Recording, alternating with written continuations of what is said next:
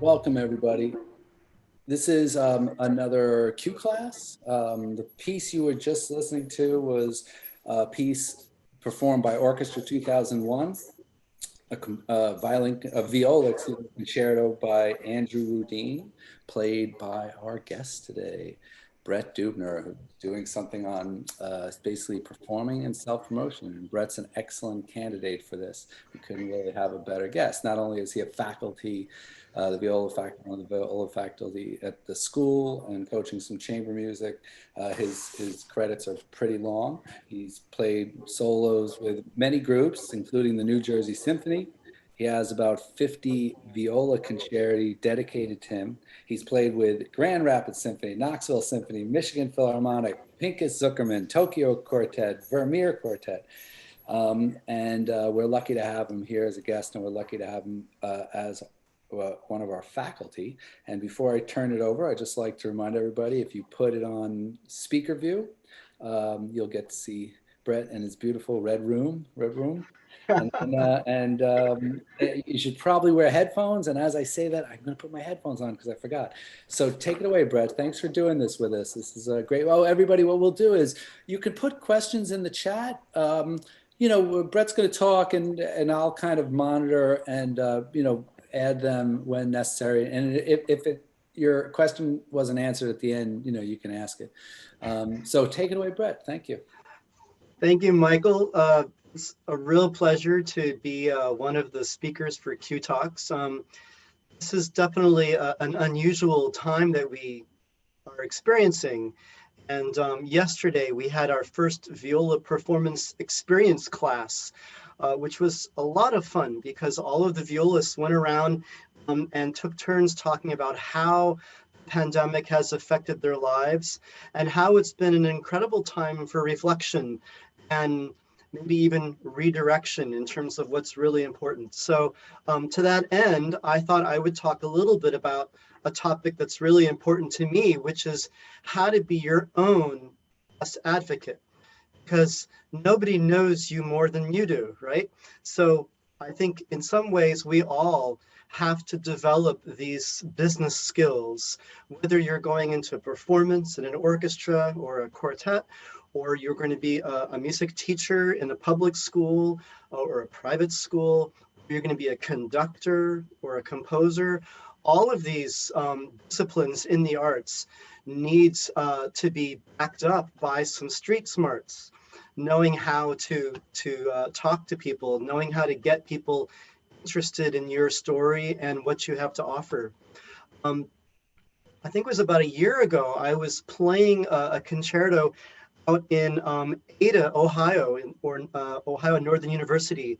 And I was asked some questions about this very topic. And one of the things that I was talking to them about was the idea of the genie in the bottle. And I keep this little genie bottle on my desk all the time. It's nothing that you smoke. It's just it's an incense burner. It looks so much like a genie bottle that I figure I like to hold it when I'm telling the story. And here's the story for all of you students out there. Imagine you're walking along the beach and it's kind of sunset, so no one else is around. It's just you and the beach, the water. And you see something off in the distance that looks a little shiny. And you walk a little closer and you get to where it is and you realize, wow, it's a lamp. And so you actually pick it up and you look around to make sure no one's looking at you. And you go, I'm just going to do it. And you rub it. And out comes a genie. I mean, it really happened. This is where the story stops being the same old story as Aladdin, because in my version, genie says, you have one wish. Whatever that wish is will come true. And when I usually ask students or even colleagues at festivals that question, well, what do you really want to do?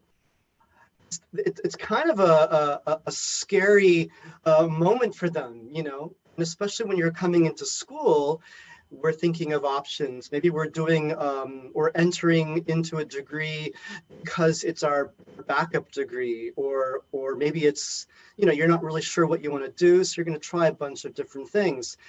When I pose the question, you have one wish, It will happen.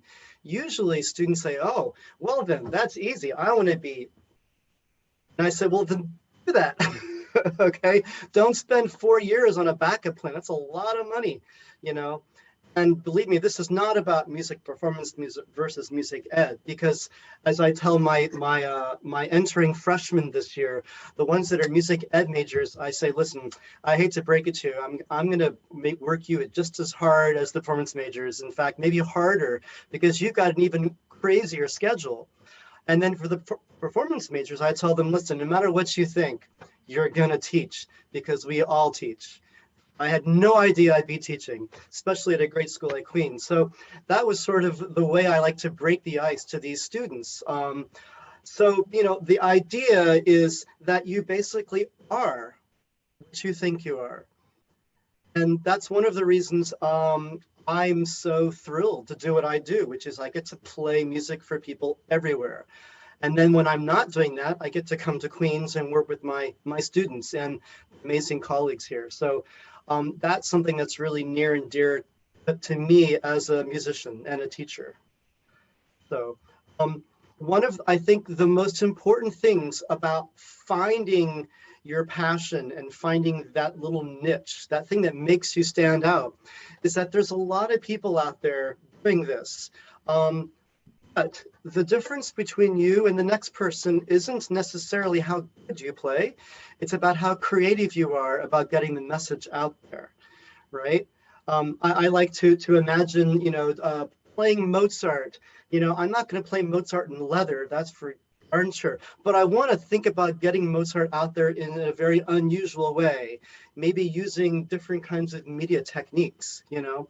A couple of years ago, I had my own concert series in my town, and I decided to invite two wonderful colleagues of mine, a violinist and a cellist, and we did the Mozart Divertimento in E flat. It was about an hour long, but rather than just playing the piece and then everyone leaves, I asked a couple of the high school students in our town who were wonderful actors, a guy and a girl, to impersonate Wolfgang and his wife. And they were both seated at different desks in the room with lamps and paper. And in between each movement, they took turns reading and writing a letter, so that not only did the audience hear one of the greatest pieces of music ever written, everything Mozart wrote. This trio is amazing, but they also got to learn about the composer as a person and the challenges that he dealt with, the mortgage, or not being able to pay the mortgage, or family issues. You know, so it's really, I think, incumbent on us today to find different ways to reach out to our audience, make them feel invested and sort of owning the room with us. And I think that is one area that we as educators and as performers can really help our students do. So I think one other thing that we can really think about, in addition to having the courage to define yourself, because it does take a lot of courage, is that it's so important to have a plan. Okay, so when you make that decision, okay, what I really want to do, be a soloist. It happened to me a few years ago, about 11 years ago, when I was premiering Lalo Schifrin's concerto with Jersey, and it was the opening concert of the season. It was full house, and you know, I prepared for about a year because the piece was really hard, and there were two crazy cadenzas. I was like, and I walked out on stage, and I looked out there, and I was like, oh man, I can do this. This was like, that was the most fun I've had since then. I mean, till that point. And so from that moment, I was like, that's what I want to do, and that's what I'm going to be. So the next day I woke up and I was a soloist. Wasn't a very busy soloist, but I was a soloist. And I guess that's another really important issue. What you are isn't necessarily defined by how successful you are right now. It's also not necessarily helpful or healthy to base your own identity as a comparison of someone else, because we're all on different journeys and different, stages in our path. So even though it's totally important to have the courage to define yourself and then follow through and making different choices that'll point you in that direction, it's also important to have a real plan And I was talking to my students yesterday at the performance experience plan. We were talking about this actually for next week's assignments, and they're all going to write not an essay, but they're going to use a journal, and we're going to talk about each of their individual 1-year plan and then their 3-year plan. And maybe the short-term plan is, I really want to work on my rhythm, or I really want to work on beautiful shifting, or I want to overcome stage fright. And the 3-year plan, maybe I really want to, become a successful composer. And, so I think it's so important to have a plan, because it's going to change, right? It doesn't help you to begin with no plan, because then it's like, oh, I don't know what I'm doing. So that is something that's I have a really question. helped me. Yeah, I have a Michael. question just along that route. Yeah. And this is, I think, for maybe like the students who are graduating or even younger students, like I guess the question of when, like, I guess part of it is confidence, right? And then, but is there something like when, like, I don't, you know what I mean? Like just the question of when, as you're saying, like, how do you know? I'm trying to think back to when I did it. Like, how did I know when, like when I was ready to say that to myself? I know it's a crazy question. I think that's like one of the most pivotal and important questions that all of us at any stage of our journey can have. And I think in some ways, many of us go through life and don't realize that we actually did say it back then. We just weren't cognizant of it. And so even though I've had the great fortune of being a member in many really great orchestras, and being in chamber groups, 2 quartets, trio, duo, all that, and teach, which I love doing, and also record and be a soloist, I feel as though, even though one would never realize that I would actually end up doing what I'm doing now, in some ways, if you look back, I think I realized that I had to do all of those things in order to do what I do now. And I think one of the one of the threads of all of those journey pit stops along the way was the street smarts that I got, because in every single different job I had, or occupation, it always needed talent, of course, but it also needed business skills, how to sell yourself. So when you're in a quartet, how are you going to make your quartet more interesting than the other 3,000 quartets that are in one block in New York? What are you going to do? Maybe you're going to premiere works by Latin composers or women composers. There's so many different things that you can do to make your group stand out. And so I think that is also kind of a fun thing to do, to support the idea of, well, I really want to do this. So for my case, I kind of became known as this new viola guy, new music guy, which I often laugh at myself, because I'm so not a new music guy. I mean, I love playing any music. I would be just as happy playing the Mozart Sinfonia Concertante, which I'm doing next week. Just so happens that I have so many people writing amazing pieces for me. So I consider myself basically part of that great tradition of composers writing for colleagues. And it's not a new music versus tonal music versus any style. It's just the way things are done. Did you use like the new music aspect of this, personality, let's call it, this multi-faced personality as like a selling point? Like, was that one of your angles, as it were? Not that you were doing it falsely. I don't mean to imply. No. It's such a good question. I mean, because like, who am I? I mean, so what I would do was I would write an email to a conductor, and I would introduce myself, because 11 years ago, no one knew who I was, and now only a few do. But I mean, they really didn't know who I was back then. And so I would introduce myself and say, I just got back from so-and-so doing this really cool piece. Here's the link to it, so they can immediately see what I'm talking about. And then I basically tell them a little bit about how excited I am to possibly work with them in the future. So it's a very kind of benign, not very hard-edged sell. It's really more of I love what I'm doing, and I'd love to work with you and do something cool together. I think one of the things that helped me, one, I'm a violist. That's unusual. The concept of a viola soloist, there aren't many of them. Second, I'm usually offering a world premiere. So from a publicity standpoint, that can be very huge. And three, I think that kind of hard to define third aspect was just, I think my enthusiasm came off in my emails. So I think it was those three things that I think really helped me get in the door. And then I started getting re-invited to do other pieces. And even like big orchestras who would have me and say, we haven't had a viola soloist in like 30 years. Thank you. We can't wait for you to come back. And believe me, I don't really give myself the credit. I just think that what they were looking for was someone who's just passionate about what they do, knowing full well that every orchestra has some amazing violists there.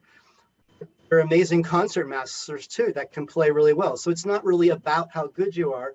It's that, well, I love to do this. If you want to do this together, let's talk. So it's not a competition, That really helped me get in the door. And then things just kind of spiraled out of control. So now I'm usually soloing with about 12 to 14 orchestras a year. And it's kind of crazy. Anyway, so one of the other things that I think is so important as you begin to develop your own journey, after you decided what that journey is going to be, at least for now, is start learning how to be your own best advocate. And I've really thought about this a lot because it wasn't actually this gregarious when I was in college. I was actually really, really shy and full of self-doubt and just like, really quite timid about everything. I realized that when I started doing what I was passionate about, it just let the floodgates open and I couldn't stop wanting to share ideas, whether it's working with festivals, creative programming, or curating concerts of new music and the composers all come together and talk about their pieces, working with multimedia, all that stuff. So it was for me a great thing. I think one of the most important thing for students of any age, and I'm a student too, is don't wait for that bus to stop. Proverbial bus. Now, what does that mean? I'm sure everyone has been in the situation where your hands are full and you're holding a bunch of books and you're standing at the corner where the bus stop is and you see the bus coming down and you're just hoping to God the bus sees you and stops and opens the door. That's not the way to have a career. The way to have a career, put your stuff down, get out there in the street and say, stop, this is my stop, I'm going to get on. Or do what I did, get your own bus, and then basically have your own kind of path. And I think that kind of attitude and exuberance really comes off in a positive way. And I think it's very infectious for people. They want to be around that kind of positiveness. And I think it's one of the reasons I love teaching at Queens is because the students that I work with, they teach me at least as much as I try to teach them, not only in terms of their abilities, but also their sort of honest, feeling that anything is possible. So, as my younger son's lacrosse coach would say, you teach to learn twice, and it's totally true. So don't wait for the bus to stop. Very, very often our focus is so much on our own craft. I can think of the performance student who is practicing their Don Juan in a cave for 4 years, and they graduate and they come out and it's like their first time they've seen light and they don't know what's going on. And somehow they have to get a job. Well, the odds are really poor, right? I tell my performance students, you're probably not going to win the job. I tell you something, if you don't show up, I guarantee you're not going to get the job 100%. So try it, right? I if you don't mind me jumping in with like just a No, teeny please. weeny anecdote, is that years ago I read a New York Times article, and I'm like you, so I think most people here, right? I mean, I'm lucky now to have a full-time teaching job, but I got that later on. And the Times article had like the perception of musicians full-time employment for musicians specifically, and the perception is that everybody has like a full-time job, like not outside music. I mean, like if you're a professional musician, you play in an orchestra and you have a seat in an orchestra, or at a professor at a music college, right? And the reality is that is like, as you know, it's like, I think at the time it was something like 12%, and the other, whatever 88% were people who were just kind of figuring it out. Like, Right. you know what I mean? Yeah, Well, sorry. I just thought that was interesting. even board members of major orchestras will ask their players, "So what do you do during the day?" So there is this kind of unbelievable misunderstanding of the reality of what goes Yeah. into being a musician. I think Uh, it's students too actually have like an interesting, I think they're figuring it out, but there's a moment that they don't, yeah, they like that was just the getting in front of the bus moment, I guess, what I was reacting to. So you're totally right, and I think I feel like I'm teaching at the perfect time, and in some ways Queens is the perfect place to be teaching at this time, because the students come there and they're really wide-eyed and bushy-tailed, and Queens really prepares them for the outside world. Like, I think almost every student that graduates from there gets a job, certainly in education. I mean, it's amazing. And because we are in the New York City area, the performance majors also are very busy. But what I try to do when I'm working with the students is not just work on shifting seamlessly, but also, let me see your website next week, or let me see your resume, or let's hear that excerpt, by the way, And so, things like that I think are really, really important. To that end, when you have finally decided what you want to be, and you've decided that you really need to be your own advocate, I think the next important thing to do at any age and at any stage of your development is to begin gathering the data. Now, what is that? That sounds like analytics 101 or something, but what it really means is start amassing what you've done for then, like all of the things that you've done, your accomplishments.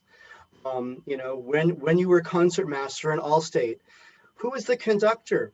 That person to write you a little sentence or two about their working with you. Start gathering the data. Any videos that you made of concerts or lessons or a rehearsal or a practice, you can always find a couple of seconds of really worthy material. So you not only want to gather the data that is for that point where you say, "Stop, I'm getting on this bus." Then, of course, from that point on, when you're really focused and directed to a journey, then you really want to start doing that. And I'm sure some of you notice how active I am on the social media. Everybody's like, um, but it's really helpful, not only for me to remember where I'm supposed to be tomorrow, but also because it's a great way to kind of save those things on the cloud. So if I am playing some concert next week, then I'm going to do a little shout out, a 2-minute sizzle saying, "Hey guys, I'm really looking forward to being here playing this." And it'll be a really short little sizzle, and I'll post it on my networks. The orchestra will on their networks, and all of a sudden you get like 40,000 people knowing what you're going to do. So that's just another way that you can really start collecting the data for the concert, on the concert, during the concert, after the concert. There's so much to do that I think it's really, really helpful. Also, I think with that, this sense of people are really often much farther along than they realize. And I find this when I'm often going to festivals, and I'll make new friends who are like festival artists with me and don't know who I am. And then after a couple of days, they learn who I am. And then they're saying, "Can we have dinner? Because I want to figure out how you do all of this," right?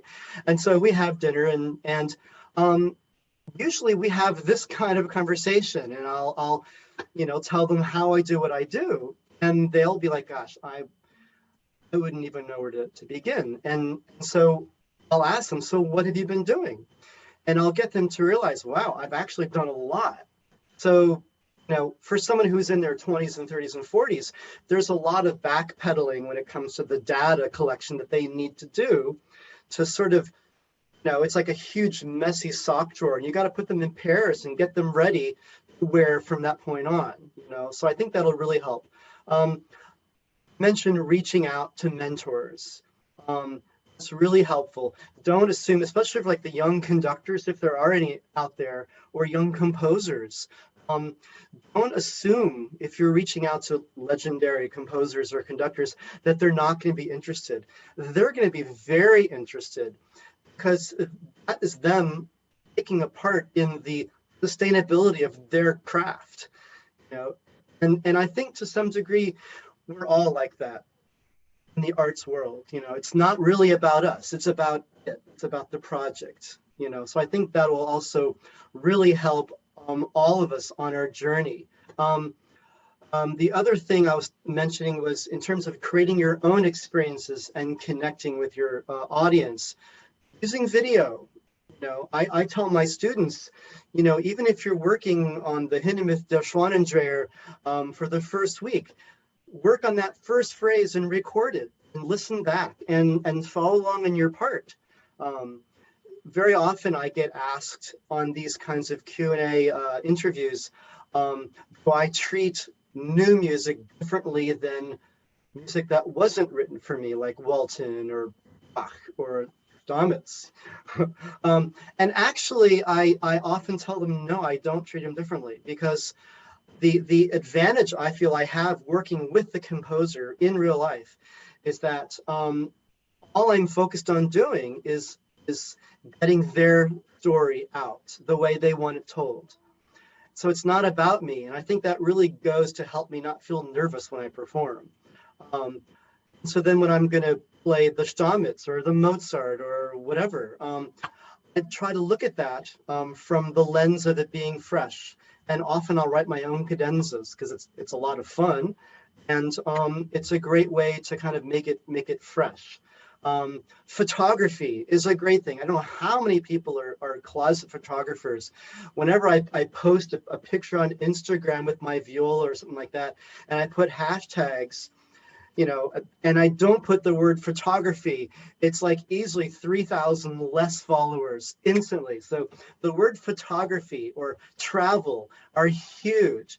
And those are things that musicians love to do because it takes us to those places. So these are all basically ways to capture all of your moments and gather that data. And then you can, of course, put it into different formats: YouTube, your own website using Wix. Actually, in the performance experience class, we're going to actually all make a website at the end of the semester. That's going to be a lot of fun. Of course, doing interviews, doing your own interview. If no one's interviewing you, then do your own. Think of some questions and just start spewing, and edit it. And people really enjoy that because they feel like it's personable. And everyone's always saying, oh, classical music is dying, it's dying. Well, it would have been dead a long time ago if it's dying. The fact is, people get old and then they go to concerts. And when they're not old, they have no time for concerts. So it's not dying, it's just there's a time. And so the real challenge is make it accessible for people who are not old, right? Were you going to say something, Mike? Oh yeah, I was gonna add, there was a question about if you could just expand a little bit on like or a technique or something, I guess, like for you had mentioned earlier about people early in your career and you made a list, uh, and I guess the question technically is that still have an influence on your work today? Like those, I assume it means that those relationships like that you fostered. You mean the technique of getting jobs or Well, I'll read promoting? it to you as is. I didn't do a good job of saying that. How are people from early in your career educational journey still have an influence on how you work today? Oops. Oh, well, I mean, profound. There isn't a day that goes by that I don't think of this guy here, my last teacher who passed away about 15 years ago. He had a profound impact on me. I think all of those crucial people that you come into contact with, your first serious private teacher, maybe a parent. I tell my students this whole music thing is kind of like floating down a river, and all of a sudden you come to a branch that's sort of stuck out from the side, and you hold on to it for a little time, and you soak it all up, and then you let go and you go down till the next branch. And those branches are people or institutions or jobs, being in a quartet. all of those things that go to shaping who you are, they don't stop when you have finally found yourself, because I'm constantly evolving or devolving, as the case may be. But I mean, I'm always thinking of my past and how I want to forge ahead. So hopefully that's not too vague an answer. No, no, no. I was wondering too if I was kind of reading it again, curious that it might also be maybe just to answer it a completely different way, that the question was about, I guess if you're younger, that might be an opportunity. Those people are in your life because you admired them and they cared about you. And going back to your high school teacher and saying, hey, I have this idea for a master class. Can I come in and do it there? I know I actually did that. I got like some drum students because I went back Yeah. to like my old community, and like that's where this ridiculous journey started. But Well, maybe it's I'm reading something that the question didn't intend. So I don't well, know. that's the beauty of questions, isn't it? Right? Yeah, yeah. It's kind of like chamber music. I didn't know that's where it was going, but it's cool. Right. It's funny you were saying that just as a former student gave me a virtual hug, and what's so cool about that is that she was a student of mine from Queens, who is like one of my favorite people, and she invited me to come visit her school last year. And I got to see her conduct and work with the students, and I sat in with the orchestra, and we had so much fun. And I mean, that's why we do what we do, I mean, it really is. And similarly, when you're teaching at a festival, and some of the students that you work with for a couple of weeks then go on to do great things. I mean, I only feel happy for them. It's a great experience. It's funny. One of the things that I did during the COVID time, during this the summer and early fall, was perform a lot of music by composers that wrote them for me right then, like this summer.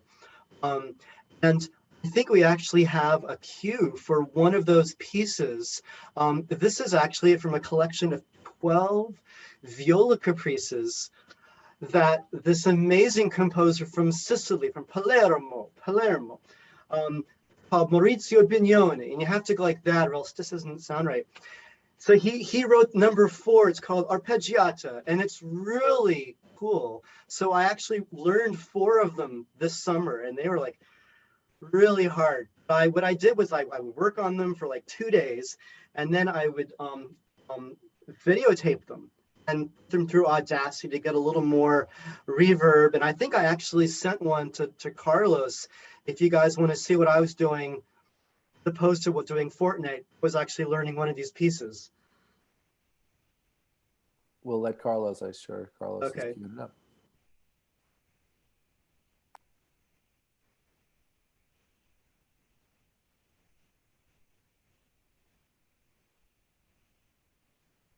That was it.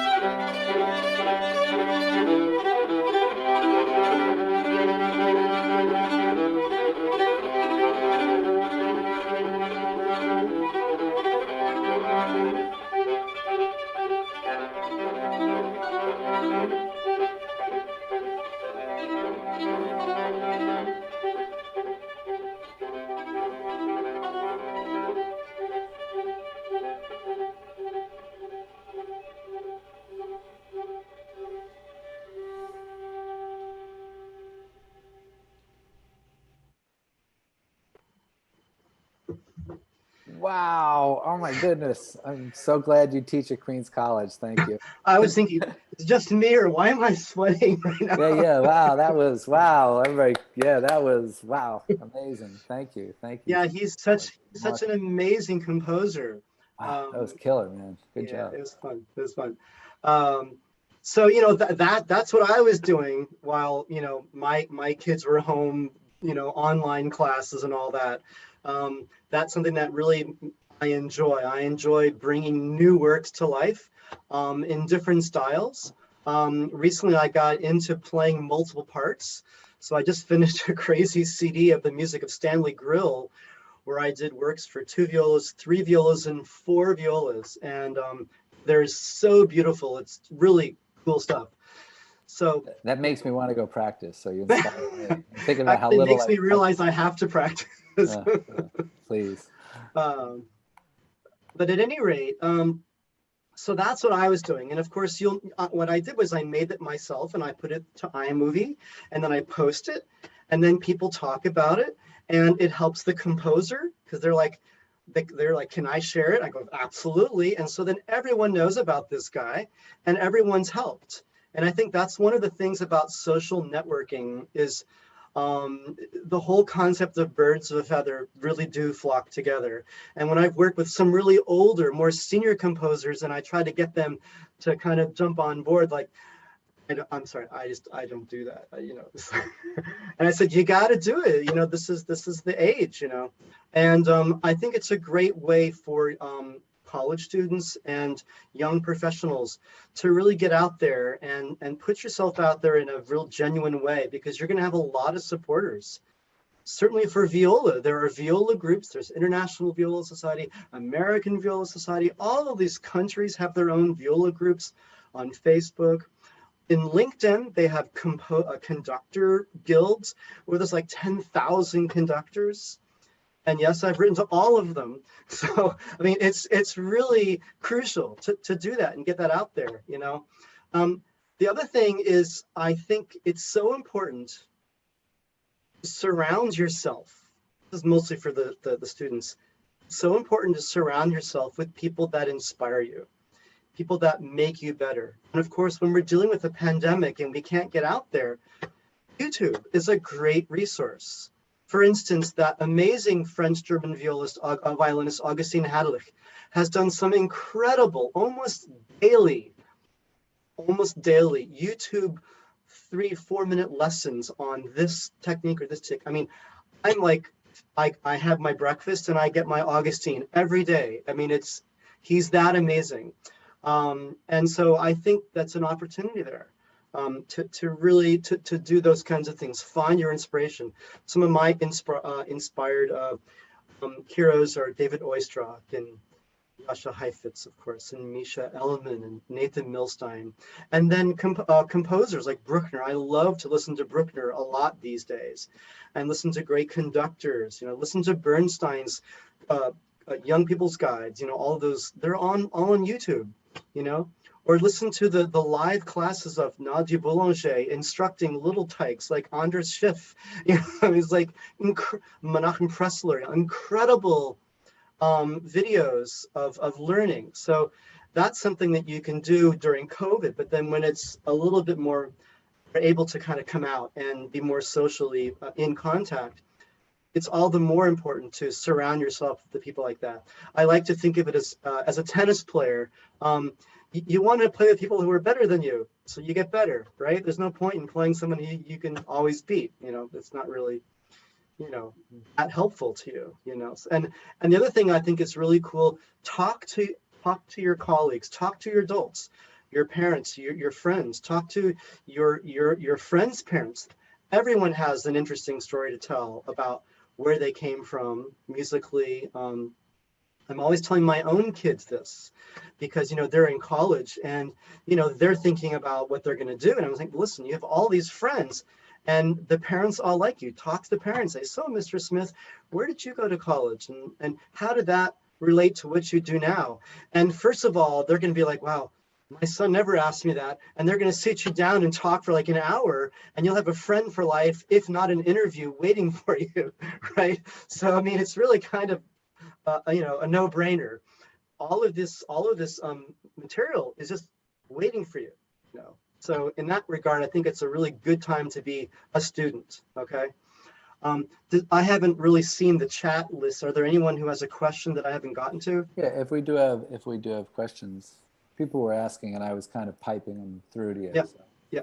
But I don't see any new ones. Is there Okay. somebody raise a hand? Any questions? Okay.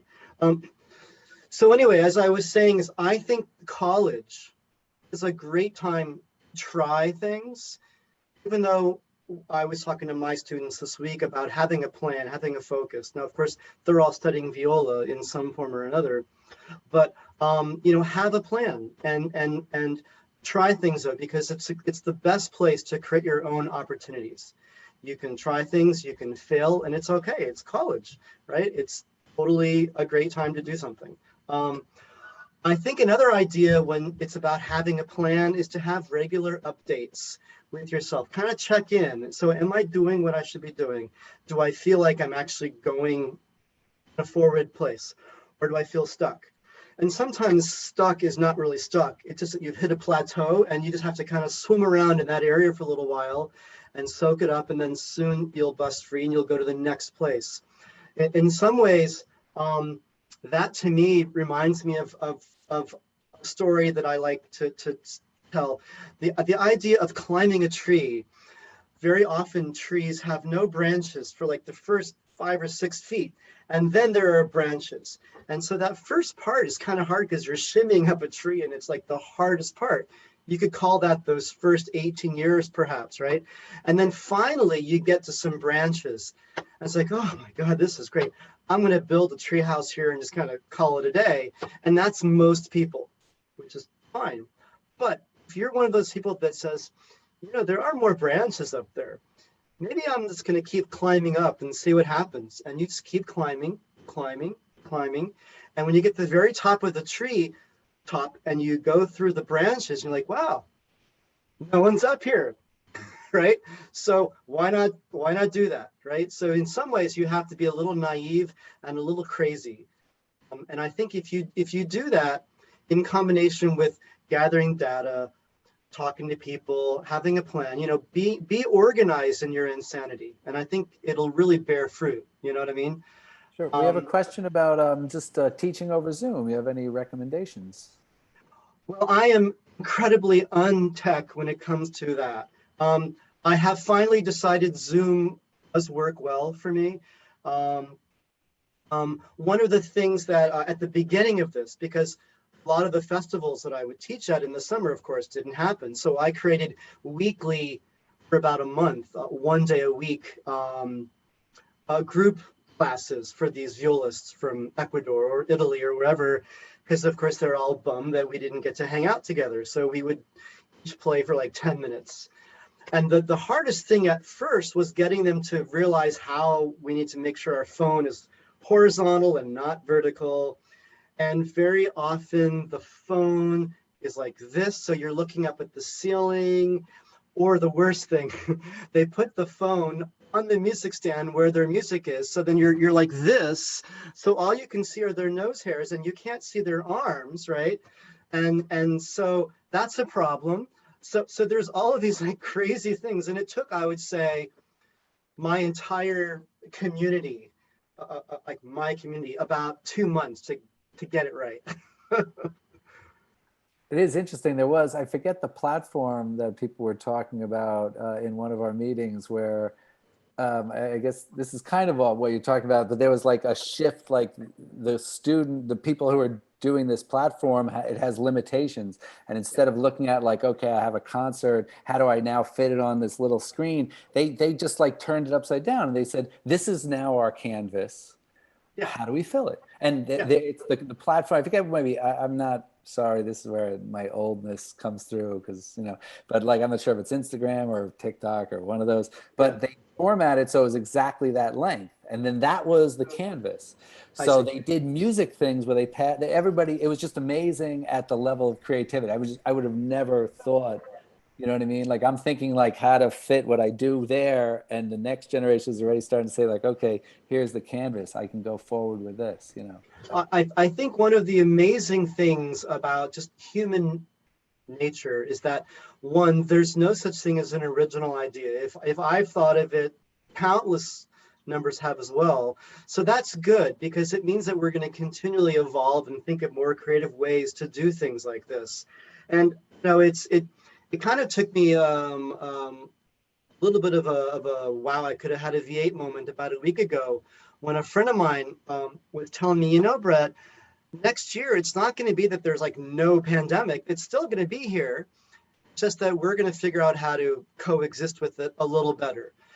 I was like, yeah, you're right. It's not going to just go away.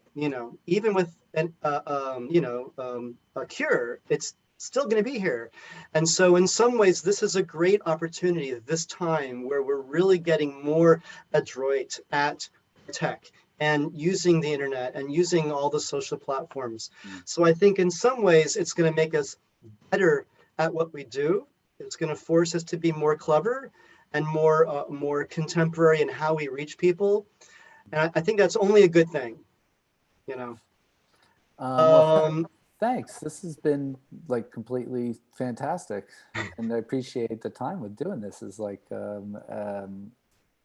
it's funny as a teacher, I'm just thinking of all, like, it's nice to hear somebody else say it in a different way. It really, it was just a really good feeling. It's like, oh yeah. Well, good. Like it's sort of bittersweet for me because as an adjunct, I just go in 1 or 2 days and teach my brood, and then I go home and then come back. And so it's cool because I get really close to my students, but I don't really get to hang with my colleagues that much. So this has been awesome. One of the, I don't know what kind of time we have left, but one thing I really wanted to bring up as a concept, and I think this is an important concept, is the word no.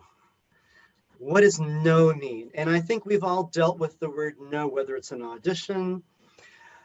In that regard, no means thank you very much. That means no, right? I mean, but I think no also means it's not right now.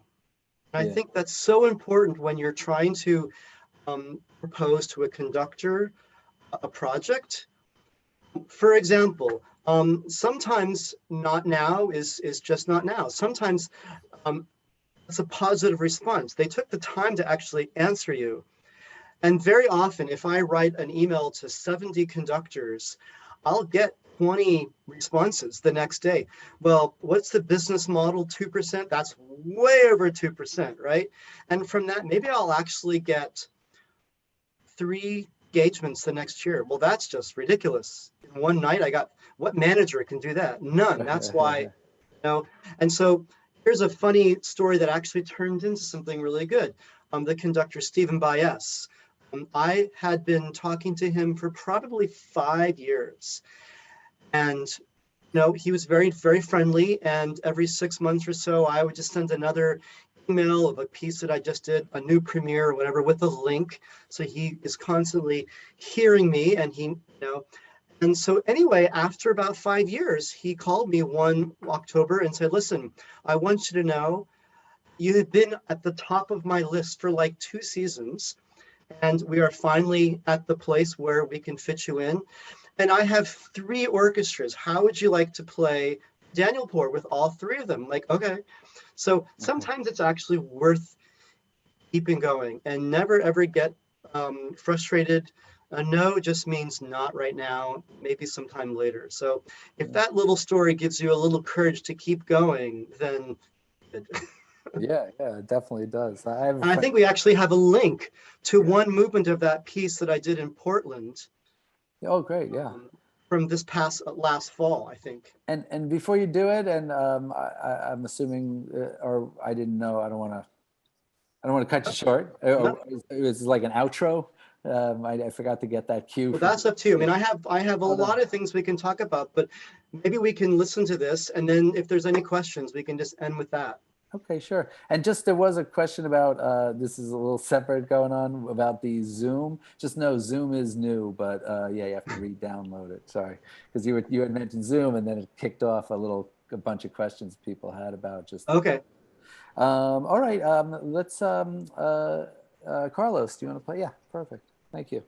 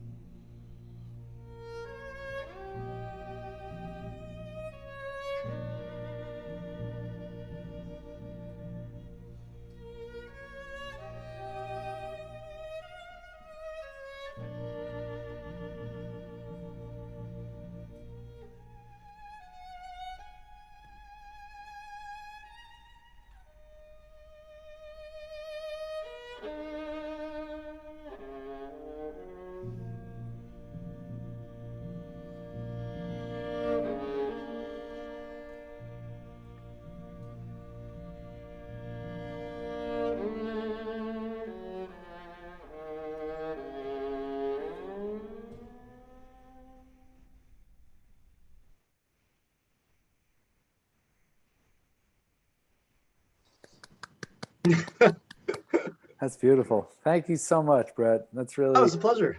fantastic. I'm really glad to hear. It's just a pleasure to hear you play. So, all right, everybody. Thank you. I would say that just so you know, next week we are going to do a recording one, Jane. Right? I think that's next Thursday.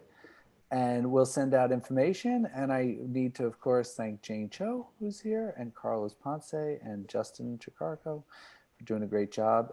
Thank you, everybody. Thank you, Brett. Thank you so It's a much. pleasure, guys. Nice seeing you. Take care, everybody. Take care.